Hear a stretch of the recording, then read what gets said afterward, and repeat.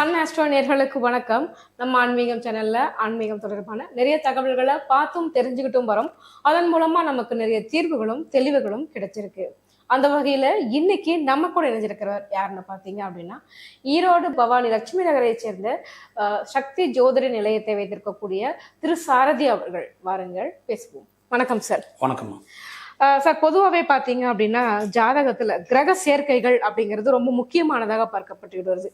So இந்த மாதிரியான கிரக சேர்க்கைகள்லாம் அமைஞ்சிருச்சு அப்படின்னா சூப்பர்ப்பா, லக்குக்கு ரொம்ப யோகாதிபதி அப்படின்னு கூட சொல்லலாம் சார். அதே மாதிரி பார்த்தீங்க அப்படின்னா சில பேர் வெளிநாட்டுக்கு போய் சம்பாதிக்கணும், வெளிநாட்டில் போய் செட்டில் ஆகணும் அப்படின்னு ஒரு ஆசை இருக்கும். ஆனால் எல்லாராலையும் முடியுமானா முடியாது.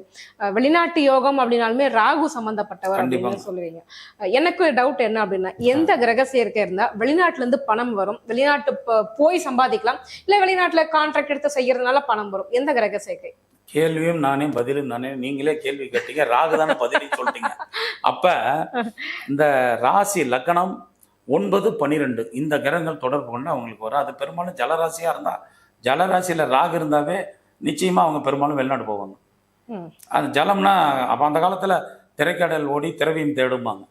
அந்த அப்பெல்லாம் கப்பல்ல தான் போனாங்க. அன்னைக்கெல்லாம் ஆகாய மார்க்கம் கிடையாதுங்க. அதுக்கு தான் இந்த சந்திரனுடைய வீட்டில் ராகு இருக்கிறத ஜோதிடத்தில் ஜலராசியில் இதில் 9, 12 இதில் இப்போ 12ஆம் வீடு 9ஆம் வீடு ஸ்திரலக்கணமாக வந்துருச்சுன்னா வெளிநாட்டிலே போய் தொழில் பண்ணி செட்டில் ஆகிடுவாங்க.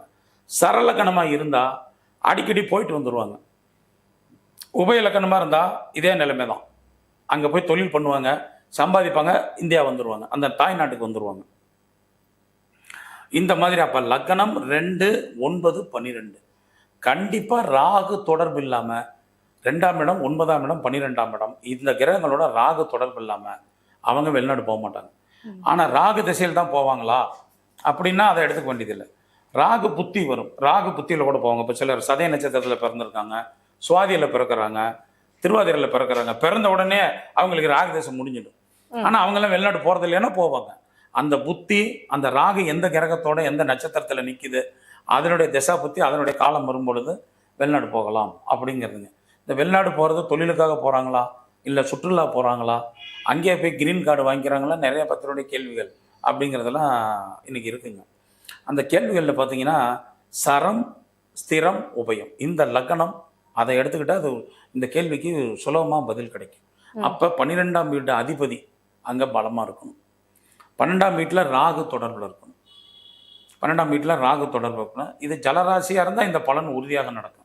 அது மீன ராசியில ராகு இருந்துச்சுன்னா கண்டிப்பா வெளிநாடு போவாங்க. ஆனா கண்டிப்பாங்கிறத விட அந்த யோகா அந்த ஜாதகனுக்கு சம்மந்தப்படணுங்க. வெளிநாடு போற யோகா அமைப்புகள் ஜாதக அமைப்புல நிறைய இருக்கும்.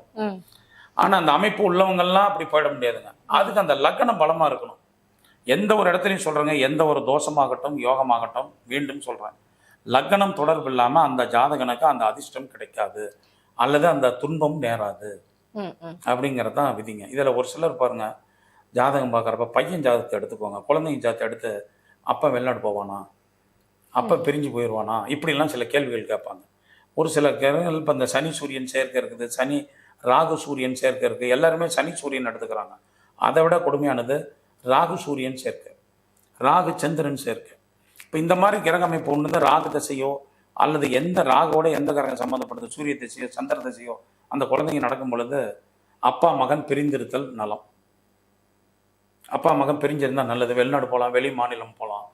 சில பெண்கள் ஜாதகத்தில் ஒரு ராகு செவ்வாய் சேர்ந்துருக்குதுன்னு வச்சிங்களேன், 7ஆம் பாவத்தோடையோ 4ஆம் பாவத்தோடையோ லக்னத்தோடையோ 12ஆம் பாவத்தோடையோ சேர்ந்துருந்தால் அந்த மாதிரி பெண்கள் ஜாதகத்தில் கணவனை எப்படி இணைக்கணும் அப்படின்னா, அடிக்கடி கணவன் மாதக்கணக்காக வெளியூரில் இருந்துட்டு திடீர்னு ஒரு நாள் வீட்டுக்கு வர்றது, அந்த மாதிரி அமைப்பை வச்சுக்கணும். வெளிநாடு போய்ட்டு 2 வருஷம் கழிச்சு 3 வருஷம் கழிச்சு வரணும். ஏன்னா இந்த ராகு செவ்வாங்கிறது கணவன் மனைவி உறவில் விரிச்சலை திறக்கிறது. இது நெருக்கமாக இருக்கப்போ அந்த பிரச்சனைகளை அதிகப்படுத்தும். சில குடும்பங்கள்லாம் பாருங்கள், சந்தோஷமாக உட்காந்து காப்பி சாப்பிட்டுட்டு இருப்பாங்க, காப்பி கிளாஸை கீழே வைக்கிறதுக்குள்ள சண்டை வந்து பிரச்சனை, ரணகலமான குடும்பம்லாம் இருக்குது. அந்த மாதிரி ஜாதகத்தெல்லாம் பார்த்தீங்கன்னா இந்த கிரக நிகழ்வுகள் இருக்கும். அதனால் யோகம் அப்படிங்கிற தர கிரகம் தான் அவயோகத்தையும் தரும். கண்டிப்பா. அதே மாதிரி இந்த சேர்க்கை பத்தி சொன்னீங்க, ராகு சந்திரன் இணைவு அதை பத்தியும் சொல்லிடுங்க. ஏன்னா இப்ப பெரும்பாலான ஜாதகத்துல அதை பத்தியும் நிறைய பேச ஆரம்பிச்சிருக்காங்க. இந்த மாதிரி ராகு சந்திரன் இணைவு அவங்க இருக்கிறவங்களும் வெளிநாடு யோகம் எப்படி இருக்கு, அவங்களுக்கான வெளிநாட்டு வாய்ப்புகள் இருக்கா? ஒருவேளை வளர்பிறை சந்திரனா இருந்தா சுபர்னு சொன்னீங்க, தேய்பிறை சந்திரன் கூட ராகு சந்திரன் இணைவு இருந்துச்சு அப்படின்னா அவங்களுக்கான வெளிநாட்டு யோகம் எல்லாம் எப்படி இருக்கும்? அதாவது நீங்கள் வெளிநாடுங்கிற ஒரு விஷயத்த மட்டும் குறிப்பாக எடுத்துக்காதீங்க. ராகு சந்திரன் அப்படிங்கிறது தேய்பிறை சந்திரனாக இருந்தால் ராகு இருந்தால் அந்த ஜாதகன் அல்லது ஜாதகையோட எண்ணங்கள் எதிர்மறையாக இருக்கும். பெரும்பாலும் மனநலம் பாதிக்கப்பட்டவங்க அல்லது ஒரு அடமண்டான குணம் உள்ளவங்க, இந்த ஹிஸ்டீரியா தன்மைம்பாங்க, புரிந்து கொள்ளாமல் கத்துறது, டென்ஷன் ஆகிறது, இது மாதிரி உள்ளவங்களுக்கெல்லாம் ராகு சந்திரன் சேர்க்க கண்டிப்பாக இருக்கும். அதே பார்த்தீங்கன்னா விஞ்ஞானிகள், மருத்துவர்கள், இவர்களுக்கு ராகு சந்திரன் சேர்க்க இருக்கு.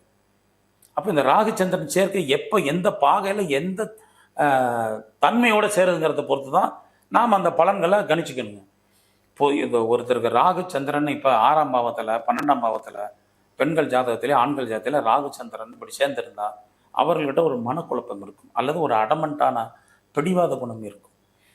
அதே மாதிரி ராகு சந்திரன் ஒரு குறிப்பிட்ட டிகிரி இடைவெளியில் சேர்ந்திருந்தா அவங்களுக்கு உள்ளுணர்வு சிறப்பாக இருக்கும். இந்த எக்ஸ்ட்ரா சென்சிட்டிவ் பவர் அல்லது எதிர்காலத்தை அப்படியே உரைக்கிற, ஜோசியம் தெரியாது, எதுவும் தெரியாது, ஆனால் வருங்காலத்திலே உணர்த்துது. இந்த நாஸ்டர்டாம் மாதிரி இந்த மாதிரி அறிஞர்களுக்கெல்லாம் இந்த மாதிரி கிரக அமைப்புகள் இருக்கும். நம்ம இந்தியாவுடைய நாஸ்டர்டாம் அப்படின்னு சொல்லிட்டு நெல்லை வசந்தன் ஐயாவை சொல்லுவாங்க. அவர் ஒரு மனிதர் ஒரு வீட்டுக்கு வரப்பே அவர் ஜாதகத்தை பார்த்தோன்னே உங்கள் குடும்பத்தில் இப்படிப்பட்ட பேர் கொண்டவங்க இருக்காங்களா, நீ வர்றப்ப இந்த மாதிரி ஒரு கலர் ட்ரெஸ் போட்ட மனிதனை சந்திச்சுட்டு வந்தியா அப்படின்லாம் கேள்வி கேட்பார். அவங்க மாதிரி அந்த மாதிரி உள்ளுணர்வு அதிகமாக இருக்கணும். ஜாதகம்லாம் பார்த்தீங்கன்னா சனிச்சந்திரன் ராகு சந்திரன் அவர்களுக்கு அங்கே இருக்கும்.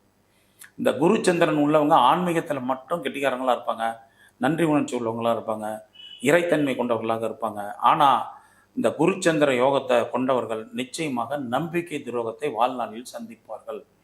குருச்சந்திரன் சமசப்தமாக இருக்கிறது மட்டும்தான் குருச்சந்திர யோகம். எந்த ஒரு கிரகத்தின் பார்வை சேர்க்கை என்பது சமசப்தமாக பார்த்துக்கிட்டா தான் அது ரெண்டையும் பாதிக்கும், அந்த தன்மை ரெண்டுக்கும் ஏற்படும். ஒருத்தர் பார்க்குறாங்க, இன்னொருத்தர் பார்க்கல. இப்போ குரு 5ஆம் பார்வையாக ராகுவை பார்க்குதுன்னா அதுக்கு பேர் வந்து கோதண்டராம யோகம்னு அர்த்தம். கோதண்ட ராகும்பாங்க. அது ஏன்னா கெட்டவனா குரு பார்வை. ஆனால் ராகுவும் குருவும் குறிப்பிட்ட கிரகத்துக்குள்ளே டிகிரிக்குள்ளே இணைஞ்சிட்டா அது குரு சண்டால யோகம். இப்போ சந்திரனுக்கு வந்துடுறோம், அப்புறம் குருவை பற்றி பேசலாங்க. இப்போ இந்த சந்திரன் சேர்க்க ராகுக்குள்ளே எந்த பாகைக்குள்ளே எந்த இடத்துல இருக்குது அப்படின்னு, இப்போ ராகு சந்திரன், புதன் சந்திரன், மாந்தி சந்திரன், சனி புதன் மாந்தி சந்திரன் சேர்ந்தா பெரும்பாலும் ஆட்டிசம் உள்ள குழந்தைகள் அப்படி இருப்பாங்க. அங்ககீனம் உள்ளவங்களுக்கு இந்த கிரக அமைப்பு இருக்கும். மனநலம் பாதிக்கப்பட்டவங்களுக்கு இந்த கிரக அமைப்புகள் இருக்கும்.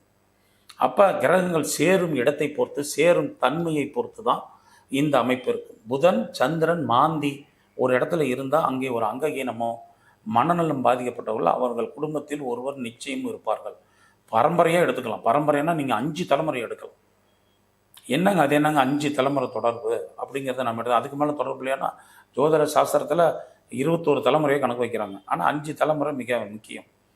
இப்போ நீங்கள் 5ஆவது தலைமுறை, உங்கள் அப்பா 4ஆவது தலைமுறை, உங்கள் அப்பாவுடைய தாத்தா, அதாவது உங்கள் தாத்தா 3ஆவது தலைமுறை, உங்கள் அப்பாவுடைய தாத்தா 4ஆவது தலைமுறை, உங்கள் தாத்தாவுடைய தாத்தா 5ஆவது தலைமுறை. இப்படி ஒரு காம்பினேஷனை நீங்கள் நெருக்கத்தை எடுத்துக்கலாம். இந்த இதுக்குள்ளே இந்த கிரக சேர்க்கைகள் இருந்தால் அவங்க பரம்பரையில் எப்படி இருக்கும், இல்லை அவர்களுக்கு இந்த பாவம் ஏற்படுங்கிறாங்க. நம்மக்கிட்ட ஒருத்தர் ஜாதகம் பார்க்குறப்ப ஏங்க என் பரம்பரை பற்றி என்னங்க யாரோ என்னமோ பண்ணிட்டு போகிறாங்க, நான் எப்படி இருப்பேன், நான் கோடீஸ்வரனாவனா, எனக்கு ஏதாவது வீடு கட்டக்கூடிய யோகம் இருக்கா, இந்த மாதிரிலாம் கேட்குறவங்களும் இருக்காங்க.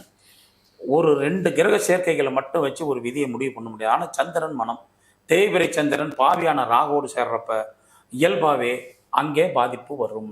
அதே மாதிரி சார், இந்த ஒரு கிரக சேர்க்கை இருந்துச்சு அப்படின்னா கண்டிப்பாக கோடீஸ்வரன் ஆயிடலாம். நீங்க சொன்ன மாதிரி குருக்கு எது சொன்னீங்க, அது மாதிரி வேற ஏதாவது கிரக சேர்க்கைகள் கண்டிப்பாங்க. ராகு சுக்கிரன் 3, 6, 11 இருந்தால் நிச்சயமா அவங்க கோடீஸ்வரன். அதில் லக்னம் நல்லா பலமாக இருக்கணும், இதெல்லாம் பலமாக இருக்கணும். இப்போ ஒருத்தர் ரிஷப லக்னமாக இருக்குது, சுக்கிரன் உச்சத்தில் இருக்காரு, அங்கே ராகு சேர்ந்துருக்குது. அப்படிங்கிறப்ப லக்னாதிபதியோட ராகு சேர்ந்துருச்சு, ராகு லக்னத்தை பார்க்குது, அப்போ அது கெடுத்துருமே அப்படின்னு நினைக்கக்கூடாதுங்க. அந்த ராகு 11 பார்த்துக்கிட்டிங்கன்னா இந்த 9ஆம் வீட்டை பார்க்கும்.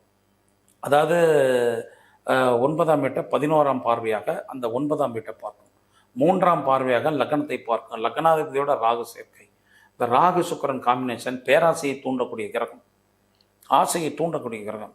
இன்றைக்கி ரேஸு லாட்ரி அந்த மாதிரி இல்லாமல் ஆசையில் பணத்தை விடுறாங்க பார்த்தீங்களா, ஆன்லைன் பிஸ்னஸ் இவ்வளோ கொடுத்தா அவ்வளோ தரங்கிறதுல விடுறவங்களுக்கெல்லாம் ராகு சுக்கிரன் காம்பினேஷன் இருக்கும். ஆனால் அதெல்லாம் எங்கே இருக்குதுன்னு கேட்டிங்கன்னா 2, 6, 8, 12 இருக்கும். அந்த தசாபுத்தி நடக்கும். அந்த மாதிரி காலகட்டத்தில் இப்படிப்பட்ட அமைப்புகள் வரும். ஆனால் இந்த ராகு சுக்கிரன் கோடீஸ்வர யோகத்தை தர்றது 3, 6, 11. சில பேர்த்துக்கு 9ல் இருந்தால் கூட யோகத்தை தர்றது. ஏன் அப்படின்னா ராகு வந்து பார்த்துக்கிட்டிங்கன்னா சனியை போல பலன் கொடுப்பவர். அப்போ ரிஷப லக்கணத்துக்கு சனி யோகக்காரன். அப்போ சனி மாதிரி பலன் தர வருது. ரிஷப லக்கணத்தோட தர்ம கர்மாதிபதி யோகம் கொண்ட ராகு உச்ச லக்கணத்தோட சேர்ந்து லக்கணத்தை பார்க்குறப்ப யோகம் தான் அவங்களுக்கு வரும். அவங்கெல்லாம் திரைப்படத்துறையில் நல்லா முன்னுக்கு வரலாம். திரைப்படத்துறையில் எடுக்கலாம். ஷேர் மார்க்கெட்டில் கூட அவங்களுக்கு லாபம் வரும். இந்த மாதிரி விஷயங்கள்லாம் நீங்கள் பார்த்துக்கலாம். அதெல்லாம் அந்த கோடீஸ்வர யோகங்கிறத தரும். பெரும்பாலும் கோடீஸ்வரராக இருக்கவங்க ஜாத்தெல்லாம் நீங்கள் எல்லாம் என்ன நினச்சிக்கிறாங்க, குரு பலுவாக இருக்கணும், சுக்கிரன் வலுவாக இருக்கணும், சந்திரன் நல்லா இருக்கணுங்கிறாங்க. எல்லாம் உண்மைதான். ஆனால் ராகு சுக்கிரன் காம்பினேஷன் இந்த யோகத்தை தரும். கண்டிப்பா. ஸோ உண்மையா கிரக சேர்க்கைகள் பத்தி நிறைய தகவல்களை எங்க கூட வந்து பகிர்ந்துக்கிட்டீங்க. எங்க கேள்விகளுக்கு ரொம்ப சிறப்பான பதில் சொன்னீங்க. ரொம்ப நன்றி. நன்றி, வணக்கம்.